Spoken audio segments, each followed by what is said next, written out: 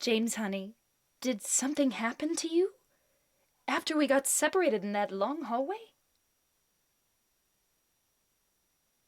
Are you confusing me with someone else? You were always so forgetful. Remember that time in the hotel? Yeah, I remember how this game scared the living daylights out of me. Hey everybody, this is Six. I'm doing a full playthrough of Silent Hill 2, the original on PS2. We just got the announcement that the remake is dropping in October. So I just want to do a revisiting of this original piece. And I actually haven't played this since I completed this when I first got it, when it first released, years and years and years ago. And this game scared the bejesus out of me. So please bear with me on this one, because it's like this game obviously is a masterpiece. It's considered probably the best game in the series. I would say this one and part 3 were my actual favorites, with part 1 coming in after that. It's basically the first 3. I didn't really play Downpour. I didn't play I wouldn't say remakes, but I did play Homecoming. And that one was okay, but the story, I didn't have the same connection to the story that I had to this one, because this this game is freaking scary, man. It's just unsettling. It makes you feel uneasy. It's one of those type of games where it feels like something's gonna jump out at you, but there's no real jump scares. It's just like a creepiness about it. I don't know, but it's one of my all-time favorite horror games. Look at the graphics on this game. This was on this like early PS2, and it looks incredible. I remember when I first played this, I was just like, yo, this is like what the future is gonna look like.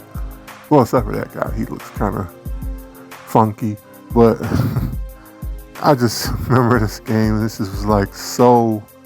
It was just so crazy. It was just really, really crazy, and I don't know.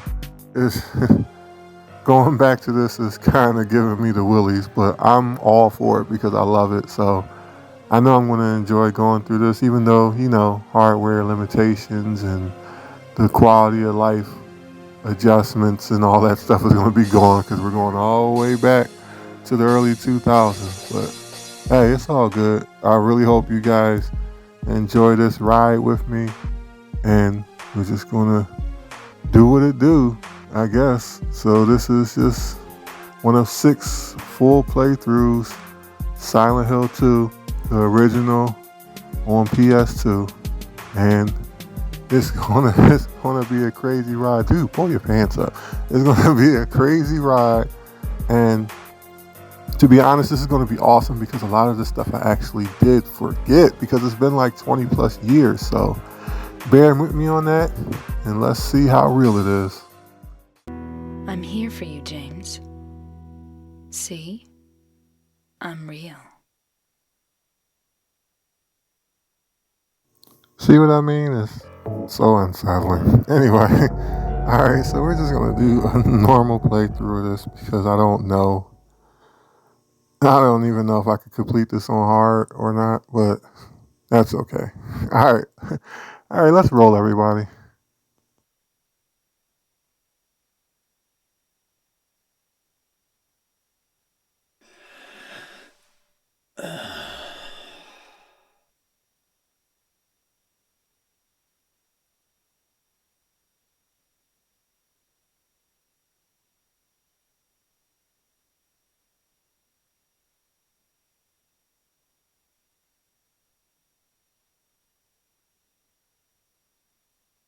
Mary, could you really be in this town?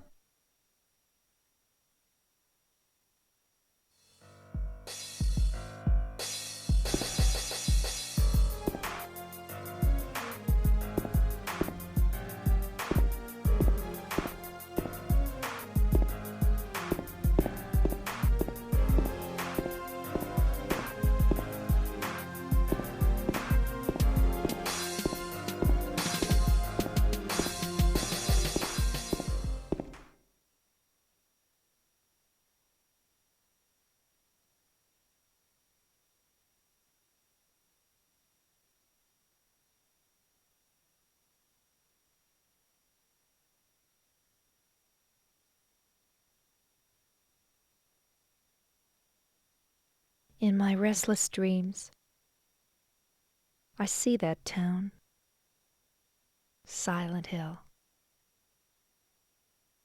You promised you'd take me there again someday, but you never did. Well, I'm alone there now, in our special place, waiting for you.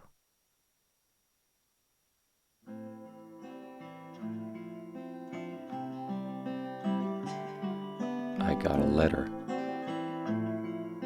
The name on the envelope said Mary. My wife's name. It's ridiculous. Couldn't possibly be true. That's what I keep telling myself. A dead person can't write a letter.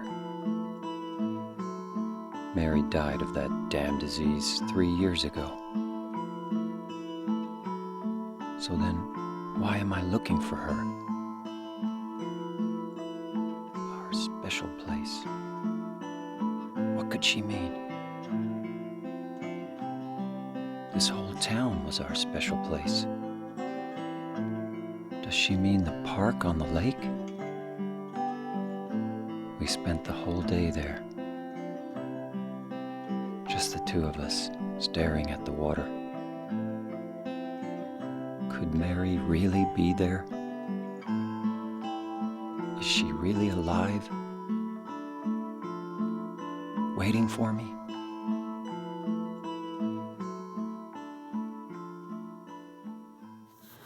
Okay, so let's get it started. So I know in this playthrough, just like when I played this when I first purchased this game some 20 plus years ago, a lot of the time, honestly, it was mainly just a run away from the creatures simulator because there was just too many things running around in the fog and in the night, and it just was just overall just so creepy. So a lot of the time I didn't sit and fight enemies because he's not really a fighter, which is cool because during that time, this type of game, he wasn't like a professional soldier like every other protagonist in a game like this would be. He was just a regular guy. So a lot of the time I just was like, you know what? I'm not going to sit here and go toe to toe with these armless creatures running around in this game. I'm just going to do like how I'm doing now and just sprint. He has this thing though where he just gets slower because he normally just naturally gets tired, and it can actually be kind of annoying, but his sprint is actually pretty fast, which is good. So okay, so I'm just doing the basic survival horror search, checking everything to see if there's some type of comment or some type of item I can find. I think in this game though, you can actually visually see what you're picking up, so it shouldn't be too rough. Okay, so this is pretty much a dead end. You can't really do much. Maybe I can grab, but nah, I guess not. So just getting my feel for the game, just seeing how everything works, and just the basics. Any type game like this. Just okay. So looks like these parts, honestly, they were just really long, especially the beginning, which is really, really long walks in the fog. And I like how they use the fog because, probably due to the graphical limitations, but it actually added to the atmosphere. It made this game unique compared to other horror games. Just the fog is literally a character in the game, and it just makes it so much more interesting. In this game, it made it really, really hard to see in front of you. But I mean, that's all part of the game. I'm always constantly using my map, so I didn't really get lost like that. But you'll see in this playthrough where I just like really, really use the map. I'm always constantly popping in and out of the map. And okay, so this is what is this? Save point. I remember these. Okay, so horror fans out there, which save spot was the best? Do you think it was Resident Evil with the soothing music, Silent Hill with it like draws into your brain to save, or The Evil Within? I think personally my favorite was probably The Evil Within, with Resident Evil 4 being a close second, just with that calming music. But The Evil Within, that music and like the whole seemed like you were in the doctor's office getting treatment. It was just so like out there. But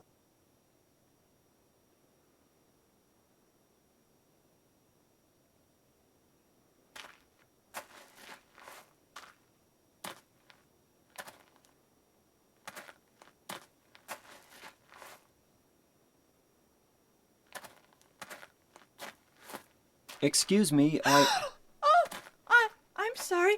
I No, was it's just okay. I didn't mean to scare you. I'm kind of lost.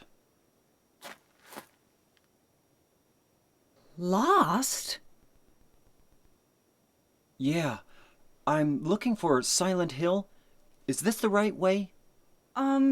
Yeah. It's hard to see with this fog, but there's only the one road. You can't miss it. Thanks. But Yes? I think you'd better stay away. This, this town, there's something wrong with it. It's kind of hard to explain, but Is it dangerous? maybe. And it's not just the fog either. Okay, It's... I got it. I'll be careful. I'm not lying. No, I believe you. It's just, I guess I really don't care if it's dangerous or not. I'm going to town either way. But why? I'm looking for someone. Who is it? Someone very important to me. I'd do anything if I could be with her again. Me too. I'm looking for my mama. I mean my mother. It's been so long since I've seen her. I thought my father and brother were here, but I can't find them either. I'm sorry. It's not your No, problem. I hope you find them. Yeah, you too.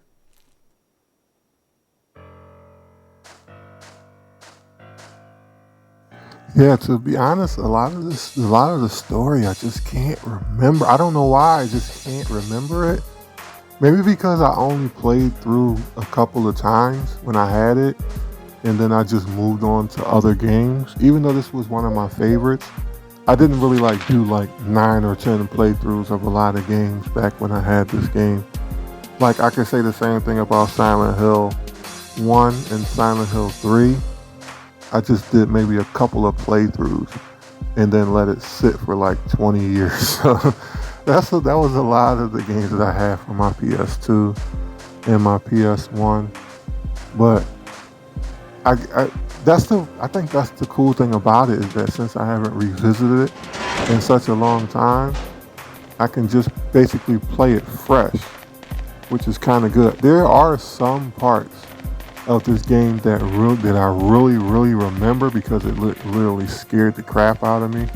Like well, I don't want to spoil this for anybody who hasn't seen, but there is one small part that I remember that really like stood out to me to this day, and that was the part where you're inside of the apartment complex, and you know how apartment complexes have the gates that can shut off hallways, and there's one part where it was closed, and when you walk past, you see Pyramid Head standing there, and when he doesn't do anything, he's just standing there, and I'm just like, what in the world? Is this somebody I'm gonna have to deal with later on in the game? Little did I know, it was just intimidatingly scary. I don't know why. I'm just like, man, it just made my skin crawl.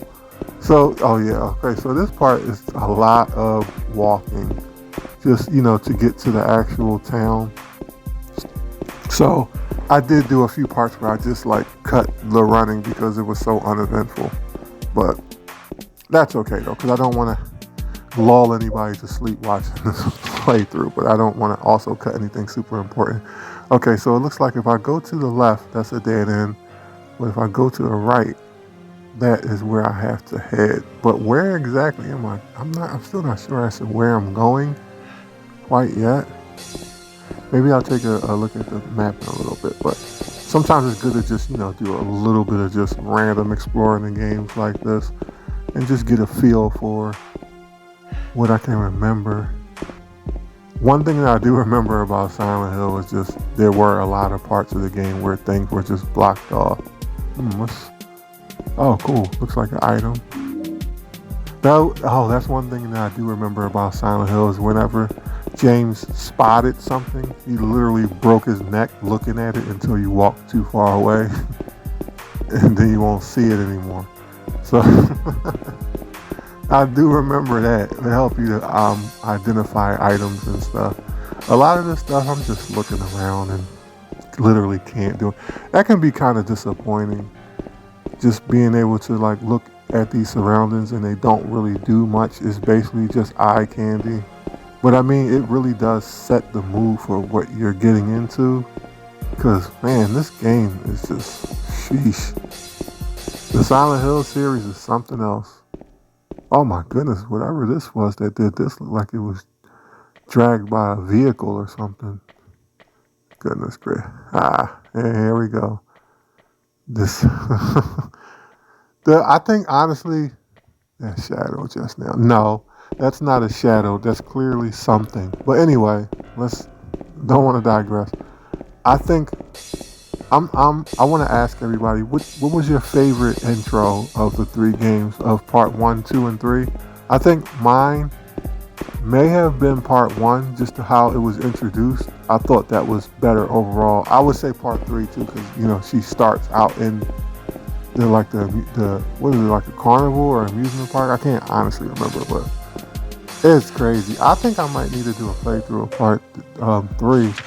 That one was really good too. But okay, so looks like I'm going towards another dead end, or maybe I can circle around there. But I don't know. Silent Hill is just weird. It's like an open world that leads you on rails. It's so strange. Look at it. See how he just cranes his neck? Just goodness gracious.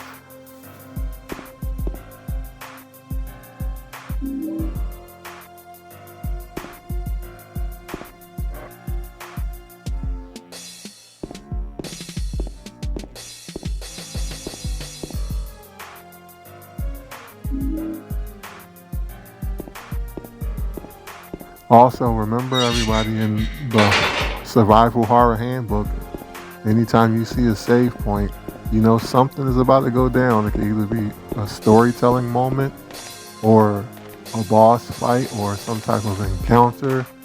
Something. Just always keep on your toes, especially in a game like this. Just always keep on your toes, because the game is going to keep you anxious, just not knowing what's going to happen next. It's just, man, I don't know how to explain it. It's just Silent Hill just gives you this type of uneasy feeling.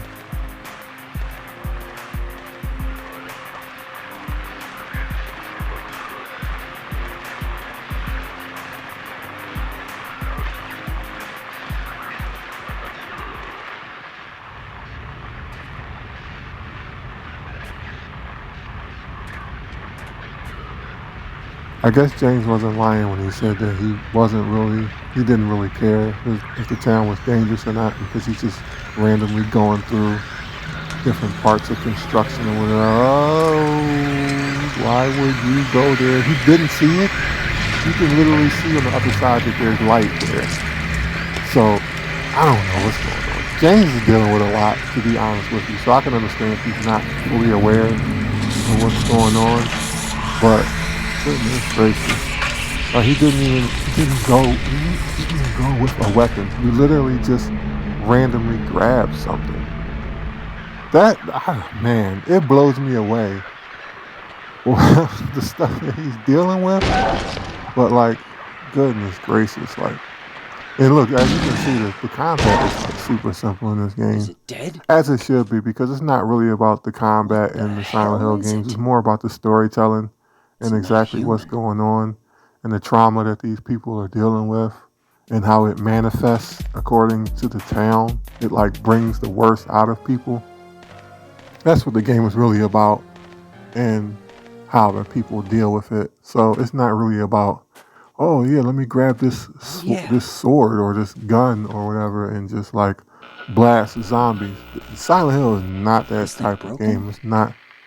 It's not that type of party. Oh, what's going on? Hold on.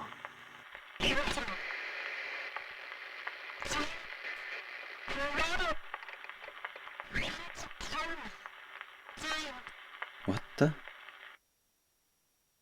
I'd better take it anyway. I might need it.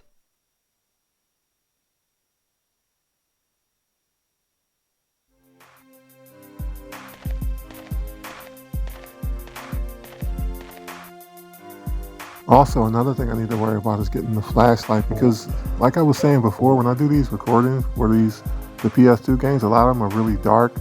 So I'm just trying to work around that.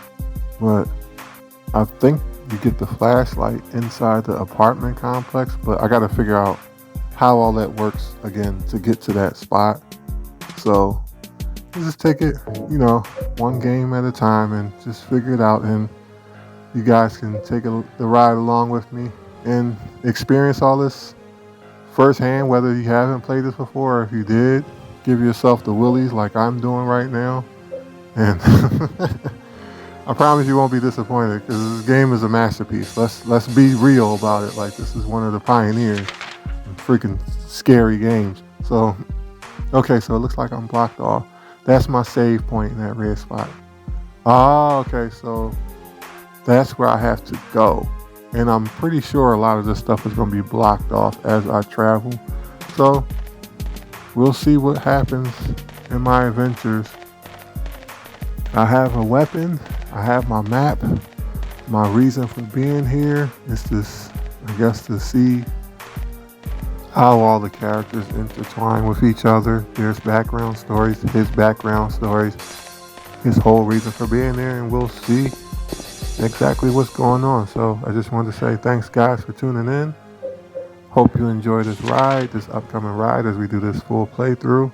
And I go to the save point and let whatever it is into my head and we'll figure this all out together. So I just want to say thank you guys for watching and stay tuned for part 2.